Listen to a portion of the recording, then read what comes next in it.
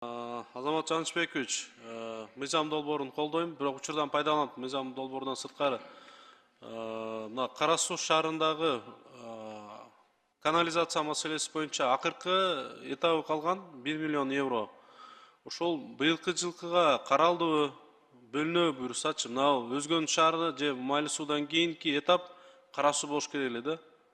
Азыр мына эл күтүп атат, ушул жерден айтып койсоңуз. Саламатсызбы, Элимбек Кубанычбекович, туура айтасыз. Азыр Өзгөн 60%дан ашты, Майлуу суу шаарына бөлүнгөнү турат. Бул ээптин кредити.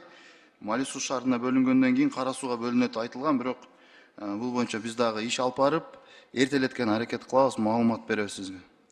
Буга чейинки ошол Руслан Сатылганович, замминистр финансы айткан, ошо финансирование ачылса эле которобуз депчи. Эми дээрлик бул долбоор бир 6-7 жыл болуп кетти да, ушуну эртелетип берип койсоңуздар жакшы болмок мындай. Анан кийин ошол эле мына бүгүн мына ратификацияны карап атабыз.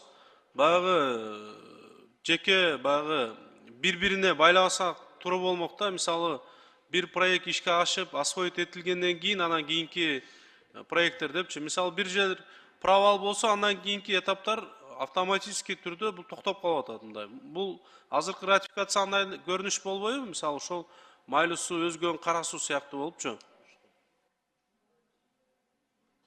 Булар бүт баары параллельно жүргөн долбоорлор, ЦГРП деген отдел бар, Минфиндин алдында. Алар жактан, биз жактан, анан эң башкысы шаар мэриялар жагынан көзөмөл болот да. Негизи долбоорду толугу менен шаар мэриялары көзөмөлдөйт. Кара суу боюнча бир толук маалымат берип койсоңуз, быйыл бөлүнөбү буюрса? Апрелде финансовый период ачылат, быйыл бөлүнгөнгө аракет кылабыз, жооп беребиз сизге.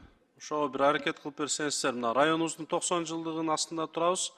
Ушу иштер дагы ишке ашып калса, бир топ элибиздин жашоо шартына жакшы болмок да өзгөргөнү.